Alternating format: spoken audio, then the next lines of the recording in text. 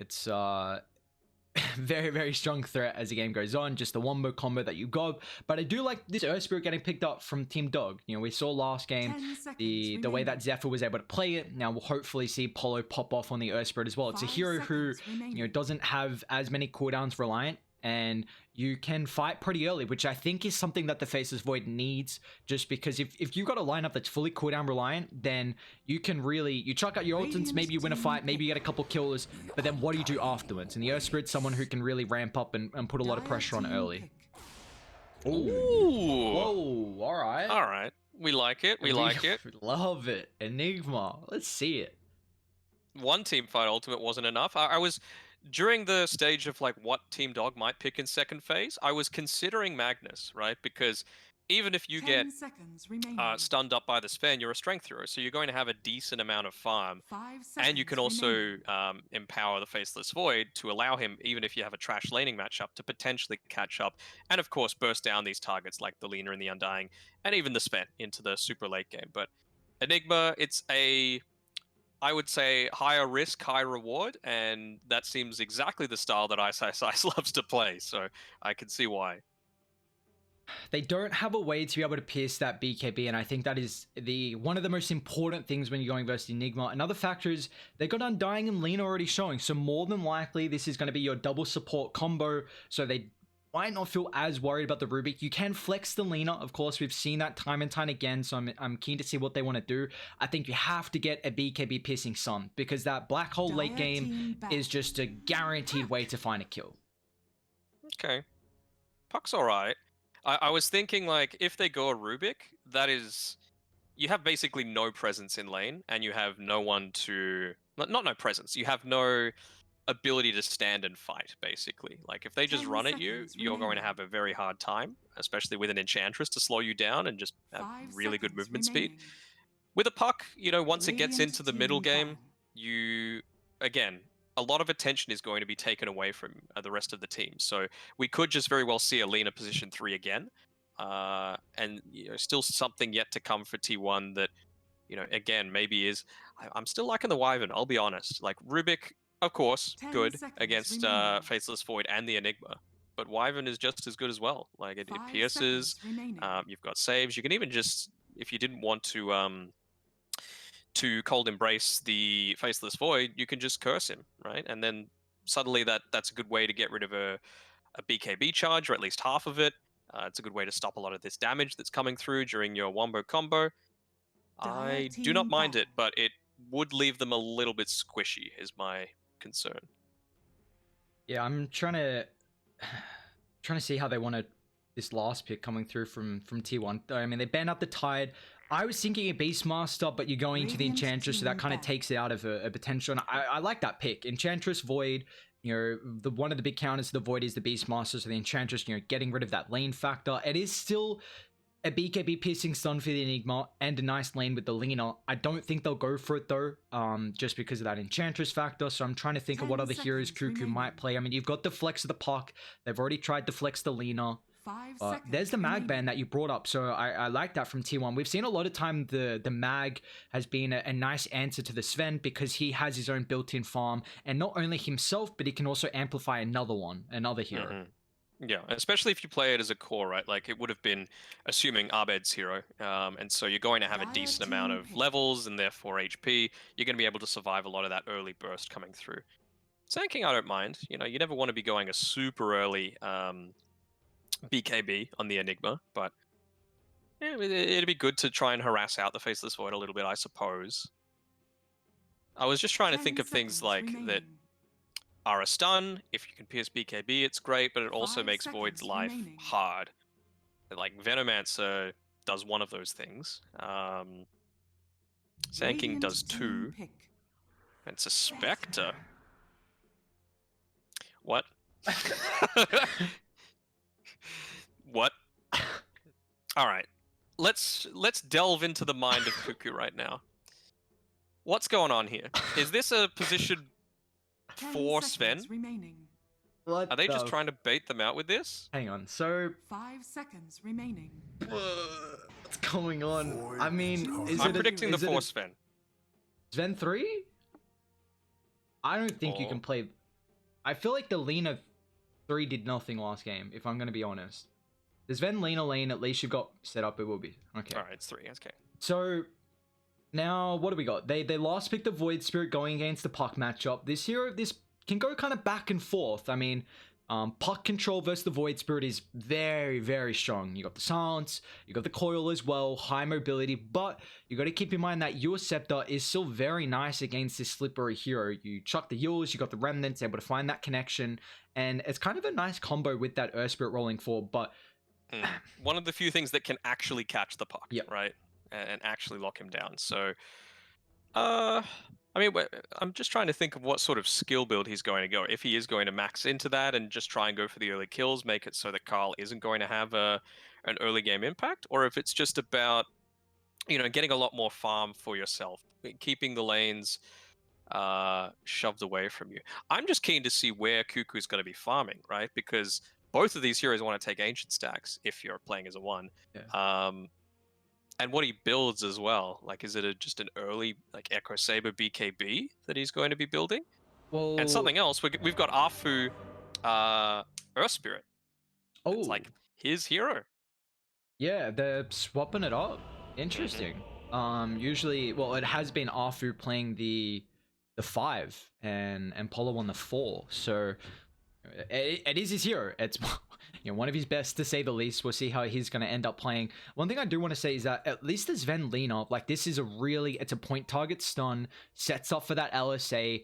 It is going to be a lot of damage for the Enchantress in the lane and also the Faceless Void as well. The double stun really might be enough to pressure them out and maybe find a couple kills here. I'm a bit intrigued on where Cuckoo's going to farm though, because you got the Spectre who buys Blade Mail, farms the Ancients. Usually Sven is a hero who wants to be playing around the Ancients. And how's he going to itemize as well? They don't have any... Well, you've got Undying and Alina as your support. Maybe White Monk can go into the mech. We're not really... I don't even think a position 3 Sven would even think about it. But, is this a game where Cuckoo goes utility? Is he going to go Blink? I'm intrigued here. I think utility is the way to go for him. It's weird, right? Because the style that he tends to go isn't super greedy unless he's playing a hero that specifically is surrounded around it. So for example, you have the IO Night Stalker that T1 like to go. That's fine. He goes this high damage build, this tanky build, because you've got someone directly buffing him up that you've drafted to do this. Sven Lena isn't that. Lena, sure, helps him get kills, but it doesn't necessarily mean that it enables him to do damage, if that makes sense. So I still feel like they're going to be putting perhaps some of the more damage-oriented things into Zephyr, and then having a bit more of the utility onto the Sven, just because, it's going to be effective at most times. But you can get a couple of things that are going to assist your farm. Like I mentioned, the Echo Saber, I think, is going to be fine. But maybe going something even like a... I know it sounds weird considering the state that we're in with Ag Scepter being so super strong, but maybe even a Blink Dagger, to be honest, just so that you're able to get in onto those backlines. Yeah, I'm intrigued to see, and this is a series by Cuckoo. I mean, Lena 3, Sven 3 as well. As soon as that hero got picked up, we're both like, this is just another goddamn Sven we're seeing. But at least it's in a 3. It's we're gonna get a little bit extra spice to it this game from Cuckoo, and showing the maybe some of the pocket strats they have. Although what better time to bring them out as soon as the patch is about to drop pretty soon as well. So maybe if they can take a clean 2-0, head into the new patch with some good momentum in that upper bracket, it will give them, it's pretty important as well, because now it's going to give them a bit of a buffer as well from, both these teams if they're in that upper bracket, just because, when the new patch drops, it's going to take a while to be able to, find what works and what doesn't. So more games you can play. Or maybe it's a next level play by Cuckoo saying, hey guys, Sven actually isn't OP. See, we lost with it. It's, you don't have to nerf it. We'll see what happens though. They could just dumpster them as well. It's true. Ian. I'm intrigued to see how Afu wants to play the lane as well. The Enigma is a hero who's able to play relatively well solo. You just drag the wave back because of the deny factor with the Eidolons, and Ice playing this solo, he loves to get that experience, and then Earth Spirit's someone who can really make the rotation. So I wouldn't be surprised if Arfu maybe wants to drag the wave, get that level 2, and then maybe put some impact somewhere else. Yeah, very possible. Constantly seeing the stack block battle going on. Zephyr should be able to just block it with his body this time around. They, well, you would hope so. Cuckoo went down and placed a sentry ward. Will he make it in time? Yes, he will. Very nicely done.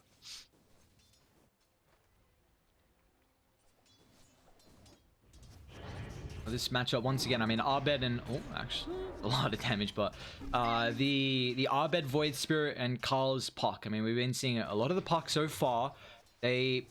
I've got an okay way to deal with him. It's not the greatest, if they can get the Aether Remnant, maybe with a follow-up in the Earth Spirit roll, that might be enough if they got some damage, but, this could be another game where we see kind of the Puck just pop off like we did earlier. Mm-hmm. Seems like they're putting a lot of faith into Ice as well here. He's had a couple of tangos shared with him from the very beginning. I don't believe they came from Arfu either.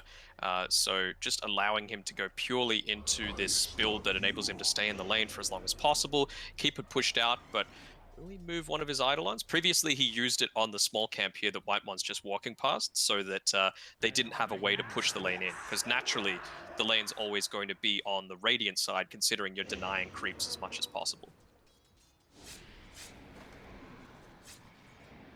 The Alpha's very close to the 2. Did he get the range? No, got the Knight, unfortunately. Trying to secure it with the boulder mid lane, though. Abed might be able to find Carl one more right click, but won't be able to find that underneath the tower. So you see the aggression that's coming through from the Void Spirit so far. A little low on the mana. What has he got coming out to him? Is that a bottle? Yep, it is for both of them. Yep, bottle's reaching him at essentially exactly the same time. Have to be a little bit careful here. Carl. Gonna have the Resonant Pulse up once he gets the bottle charges with an extra right click, but once again, Abed brings him incredibly low. But they've both got bottles, so going to be able to utilize that extra sustain. And I haven't paid too much attention down bot with the position 3 Sven. Well, Cuckoo's got an urn queued up here, and they're going to try and turn around. Zephyr sets up that LSA, finds the connection on Polo in your dream. Going to try and do with the right clicks, force Zephyr away so they can't continue the chase, and even gets a nice little bash as well. Can he find another? This next hit might be able to get the kill, but unfortunately does not. Still trying to find that first blood. Nice use of the Quelling Blade, though, to try and catch him. If he got lucky with that that right click. Oh, more harass coming through onto the Sven with the Dark Troll Summoner. Gotta love a good Enchantress creep throughout the lane. Can be so annoying to play against. And now that lane's pushed forward, Polo, he's going to pull it so that lane corrects itself a little bit more. Oh, no. Is he? He misses it. Oh, bit unfortunate there. Looks like T1 going to be able to hold the equilibrium at the moment, but... Yeah, they're pinging out Arfu as well. He just walked underneath vision, I believe, considering it is still daytime. So playing a little bit more carefully on the puck there, making sure to stay on the left side of the tower. Arfu, they still get the double slow. Now Zephyr's in trouble. Polo snipes it with the impetus, and even though they were well aware of this Earth Spirit roaming down towards the bottom side, they're going to be able to pick up first blood. And now it does put the Earth Spirit away from being able to contest the power room, but it doesn't even matter. Abed just snags the DD as well, so now this is going to be a nice refill for him, and the good old DD at this stage in the game can really help out that mid lane. Wonder if, yeah, I was about to say, wonder if anyone's going to come and give him a bit of a refill. Zephyr does, so yeah, positives to the... Oh no, they stuffed it up. Oh. He had a full inventory with mangoes, so he didn't actually end up filling it up. Well, little things like that can actually be game losing. That's the great thing about having people as close as this, is double damage gets popped here by Abed. Ooh. And we've seen Carl just somehow survive multiple times on this slither amount of HP. Yeah. Well, Zephyr Look at where could be in Arfu is trouble as well. Yeah, I mean, it's he's got not the even help just of him Polo. being in trouble. It's just like denying, again, another bounty rune away from the puck. So he's having to walk all the way back to base.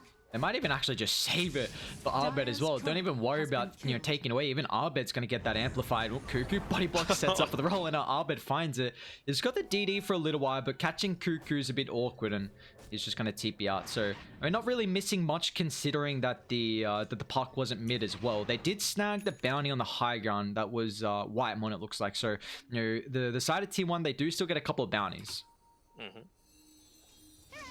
Dire's structures are fortified. Not a very passive game so far at the moment. Just, one kill to start. A lot of aggression on putting on the Void. Just this double stun, trying to dwindle him down as much as possible. We see Ice. He's at a pretty decent lane at the moment, 19 and 16. Jackie's also farming very nicely, but it looks like Whitemon's just going to put a little bit more emphasis on stacking up his mid lane. Arfu, with the help of Arbed, there was that damage they were missing with the level 6 from the Void Spirit. Finds a big kill mid, and now Arbed, that's another rune for him. And they might be able to just give over the lane, soon if Arbed wants to make some rotations here. Because Ice is going to have 6 pretty soon, and they can just drop the Black Hole on Jackie with the help of the Void, and that should be enough damage. I wonder if they're even going to go for an early Black Hole level, or if he's just going to fully prioritize the farming style, just to... Because I think like the later this goes, the happier they are right now on Team Dog. You've got the Faceless Void who can beat anyone late game, realistically. Maybe a Spectre is the one hero that you'll struggle a little bit with in the Chronosphere. But if you're combining that together with even just a Midnight Pulse in the late game, it's probably going to be enough to deal with it, considering they don't have any pure saves on T1's side. 7% damage per second, and percent damage against any tanky hero is just going to be a incredible way to be able to deal with you. We saw the Sunray last game was a big nuisance in mid. Carl, you might be in trouble here with the drag back. Sets up Arfu, doesn't get the connection to the roll, but now the rotation with Cuckoo. Do they have the damage though to go through Arfu? Carl's actually going to commit with the jaunt forward now, but they're actually going to get the rotation coming through from Ice. Sun is out. And he's just enabling them to follow up here. And Carl, the orb's back available though. Gets the jaunt up, but Arbed's ready and waiting with that Astral Step. And now Cuckoo as well, slowed up from the boulder. Ice not going to have to commit the ultimate because Arbed's going to drag him back. And with the Resonant Pulse, they double for the Void Spirit. Now they ping out that tower mid as well. With the help of the Enigma, they can definitely put some pressure on, but they are lacking some creeps, unfortunately. He's just going to walk his way back. There's some, excuse me, really nice deep wards coming through from T1. Not necessarily blocking any of the ancient camps, but giving a lot of vision so that they know if they ever are trying to, go back and farm, assuming there's a lot of pressure being put there, that they can just quickly invade. You've got the heroes to be able to do so in the Puck and the Lina, and of course the Haunt on the Spectre always going to be a factor. They might be going for a kill here onto Jackie if he's not too careful, after having just TP'd up there. It's like they didn't see that rotation, even with that back ward, but they do see 2 heroes mid, Polo and Arbed showing at the moment. Looks like they really want to try and put some pressure on top of the tier 1, and looks like the boys on Dire, they're going to try and open that one up as well, and just such an important tower to be able to protect, especially with someone like a Spectre who wants to be farming the Ancients, utilizing that Blade Mail. A lot of damage being put up here onto the tower, though. Tombstone actually dropped all the way over in the trees, not revealing its position as well. So that's a good way to deal with some of these Eidolons. And a lot of the pressure coming through. And it feels like Team Dog are just getting away with kind of utilizing the bare minimum, but it's exactly what they need. 2 heroes mid putting pressure on tower. Then you got Ice top with Arfu, putting pressure on that tower as well. So both lanes we see the aggression, and then just meanwhile in your dream, he's literally having a free game at the moment. Top of the net worth, 61 last hits, and this is exactly what you want on the Faceless Void, who can definitely take over this game. But Carl, level 6 picked up, drops the coil. They're coming over here. Arbed and Arfu's going to show even Ice as well. Straight roll forward on top of the park. Carl's in trouble. He's able to get the Waning Rift into the orb, but it's not high enough ability at the moment. But he's going to still get brought down, Arbed, with the chase. And that's 3 deaths at the moment here for the Pucks. Are really struggling, and they even find a stack. Woo! That's a lot of gold. Well, goodbye comeback mechanic for T1. They're even stocking up on the neutral items as well, so they're in a good position to take another fight. None of these big ultimates have been used yet. Chronosphere's available, Black Hole's available. Carl? Dire's middle tower is under attack. This is ballsy. Still, yeah, he's well aware that the next real big objective, but I mean, he gets a DD at least, but he still might get chased down. He's running into Arfu, gets a stance with the connection of the roll, and now that last right click from Abed. I mean, this is a rough game here from Carl for Dessen.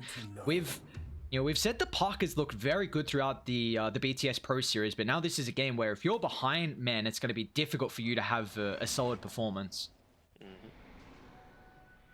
And so what's the game plan here for T1? Because they're 4,000 gold behind. They've already lost mid. They're probably going to lose top as well. Is it just ward up as much as possible around the triangle and just hope that Jackie does Jackie things on the Spectre? I mean, I guess so. I'm just trying to see, in my mind, what Cuckoo's going with this item build. Is he going to pop the Chronosphere for this? Just fading things out a little bit. Because he's just used the God Strength to be able to farm. He's gone a utility build where he hasn't maxed out anything really. And he's gone the Urn, but he hasn't joined into any fights. So, I don't know, it just feels a little disjointed to me. Maybe it'll reveal a little bit more once I see the his next item that he queues up. But in my mind, it either needs to be something that's purely utility, or you're just going to go hyper greed and hope that Dog aren't going to punish you in the meantime. Yeah, well, they're putting a lot of attention onto Carl, so maybe you have the freedom to do that sort of thing. As they smoke up, they're trying to make a maneuver. Arfu, perfect position, gets away. That is just...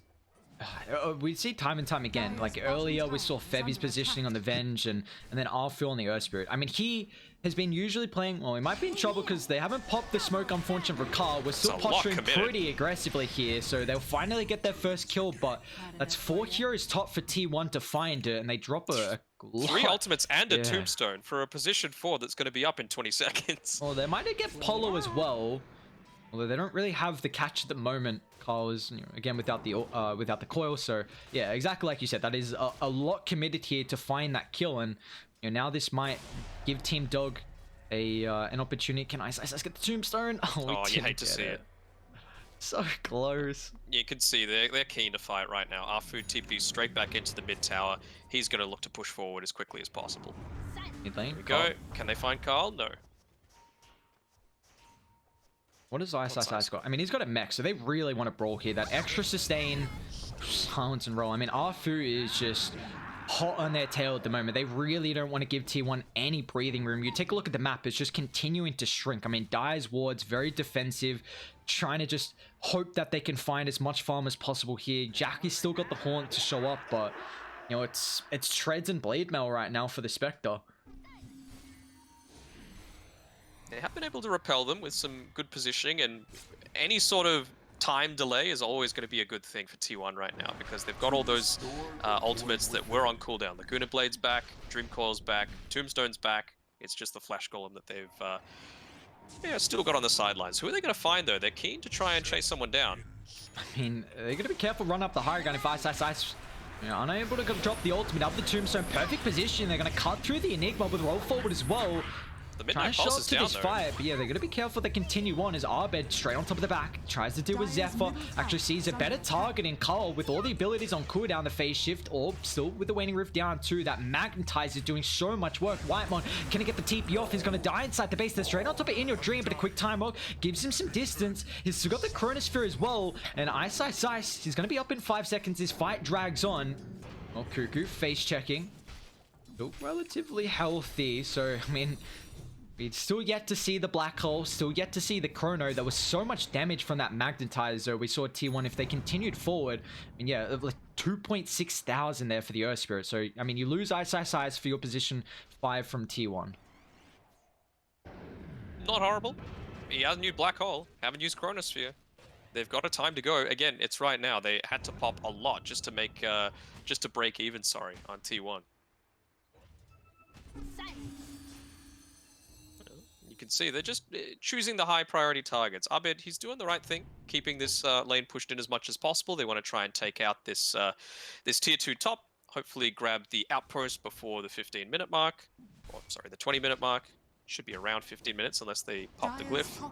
Can't see a reason not to. You've got a lot of Eidolons hitting it. Radiant's bottom tower is under attack. Yeah, but I mean, the issue is that T1, they're still yet to find their first tower. So the map control that we've seen Team Dog be able to utilize throughout this second game has just been, they're really limiting what farm Dai can get across the map, and it's showing the net worth, and it's showing how difficult it is for Dai to make the movements. You know, yes, this Puck has had a pretty rough game, so that's, you know, how they make a lot of their plays, but you know, let's see if it's going to be able to ramp up. This is a very good Veil game, though, for T1. A lot of the abilities that they're going to be able to utilize here getting amplified, and you know, maybe it's just that lack of damage. Yes, you don't have a way really to... I mean, that blink is a big factor to start, but you know, maybe Cuckoo can kind of frontline and with the help of some stun follow-up as well. I don't feel like they're in a position to be able to contest this tier 2 tower. Haunt's still offline for 70 seconds.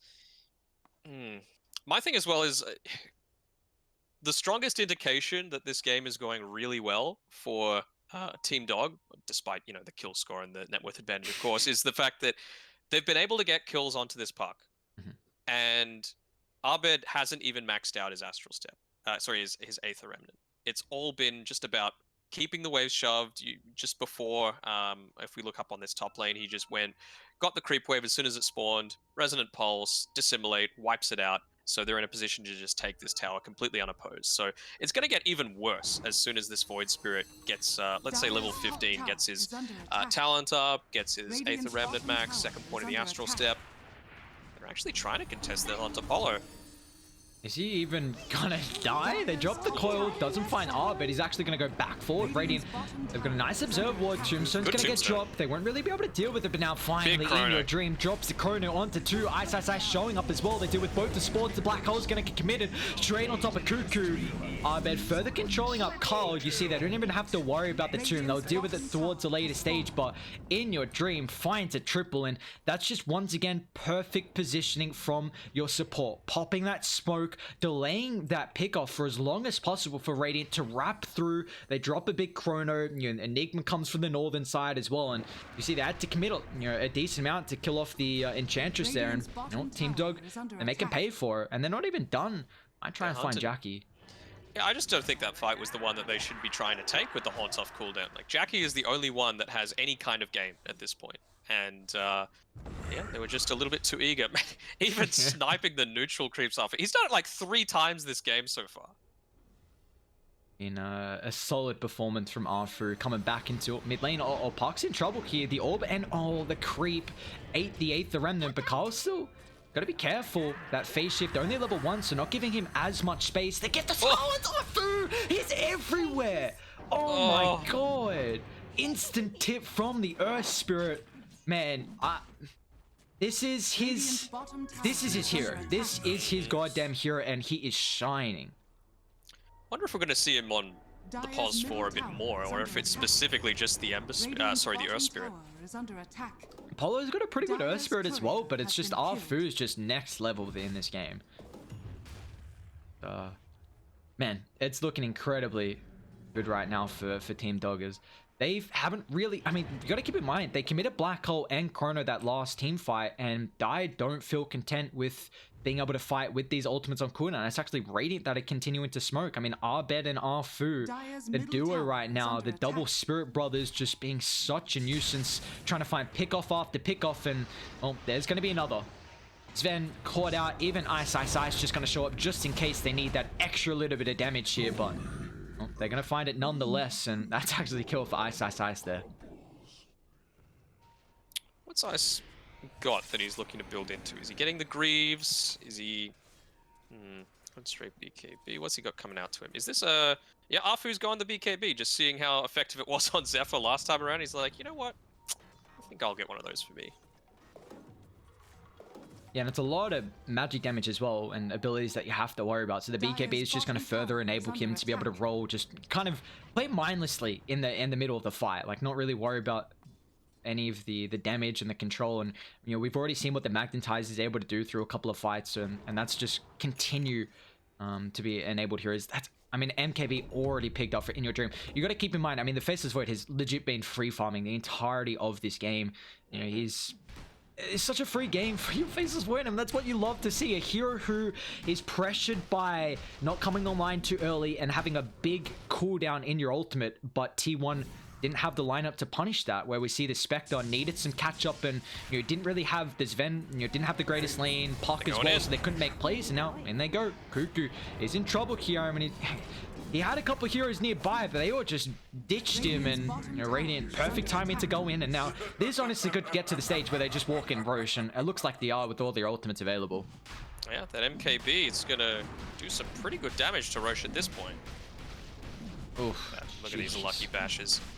Oh my god. Yeah, he is going to finish up the Greaves on ice. I think that's totally fine. Void Spirit as well. Going to get about a 21-minute Ags. It's not the fastest, but when you consider the fact that he's already got the Yules, you have to be reasonably satisfied with that. And you just see how aggressive Polo can even play as well. I mean, he's just showing mid, de-warding, and having absolutely no care in the world. So we do have to keep in mind that Jackie, he's getting at least a decent amount of farm. T1 have done a very good job. Actually, who they find? One of his effort here is the Lena, just the squishy position 4 caught out. Maybe they find Whitemon if Abed wants to even think about going in that area. Maybe Astral Step on the high ground, but no, Whitemon's going to be fine. In fact, they want Carl mid though. Where's the extra help? Carl should be fine at the moment. Arbed's really going to be a nuisance here. He'll be fine. He doesn't have his Ags yet. He's got enough for it now, and he's probably going to start ferrying it out to him, but not quite enough to go for a solo kill just yet. Well, what do we got? All right, Manta completed for the Spectre. Again, T1 have done a very good job at protecting their triangle to enable the Spectre to find farm, but in your dream, does he want to drop the chrono? Is he going to? Bash, bash, bash, oh, the first hit, bash! And they get the bash, and then Spectre is going to pay the price here. As, man, there was a lot of damage with the Blade Melt Dispersion, but it doesn't matter when in your dream, Solo picks off, and they're going to make a very fast movement, smoking up, trying to literally wrap mid instantly with Arfu scouting. Going to try and find Cuckoo here, sets up for the roll, kick back as well. He's kind of close to the T2 tower. Let's see if T1 going to be able to protect this, but Arbed, he's going to show up with the Aghanims now with the double silence, making it very difficult for Puck to be able to enjoy that fight. He can't disengage, and they're not done. Arfu with another roll finds the kick onto 2. So now they've got to be careful if Zephyr's able to get chased down as well. This Earth Spirit is just demolishing T1. There's nothing they can do this game. Oh. I mean, the one little thing that you could maybe take out as a positive right now for T1, as it's a 14k lead at 21 minutes. Is there even anything? Yeah. The Blade Mail, when he died, was popped at the end of the Chronosphere. And so it lasted for maybe like a second at best, and it still took the Void down to 300 HP. So I think with the Void, until he has, let's say, a Satanic, he is still quite vulnerable to being picked off by this Spectre lineup. It's getting a little out of hand, though, it has to be said. Dire's bottom tower is Oh, under yeah, attack. no doubt about it. I mean, what's the probability? 97%. Yeah, And that's with a Spectre lineup. Yeah. You know how Dota Plus loves its Spectre. Now, Polo, once again, look at the positioning. Smoke pops. I mean, it's going to be the sacrificial lamp, but that's exactly what you want here. It might not even... No, Glimmer's trying to run. They get the Stormhammer, and yeah, he's going to get brought down. On top of the backline, they do find an extra target, Carl. They're going to haunt forward. Do they have the control for the Void Spirit? He's still got the Eul Scepter just in case. Now, got to be careful how deep you dive. Gonna drop the Tombstone. Pretty good positioning right now. Team Dog, they need to continue to retreat. Oh, just misses that LSA, but Ice has got this turn potential, the Black Hole, but the sustained drawn-out fight here. Arbet's gonna go back in once again with the double silence. Up on the higher ground. Is gonna be stuck up here for a little while, but Ice hasn't found the correction, but the ultimate now drops the Black Hole. Solo on top of the Spectre. That's the perfect target as they've overstepped their welcome. As T1 lose 3, they get the roll just a little bit late, but they'll make it 4 as well, as Whitemon's gonna get punished. Oh, there were so many juicy moments where ISS could have got like a 4-man Black Hole if he had the Blink Dagger, but that Guardian Greaves is the Hood, just enabling him to survive as well as the rest of his team for a long enough time that the rotations can come, the cavalry's there, the Haunts on cooldown, and yeah, it was just cleanup duty for the rest of Team Dog.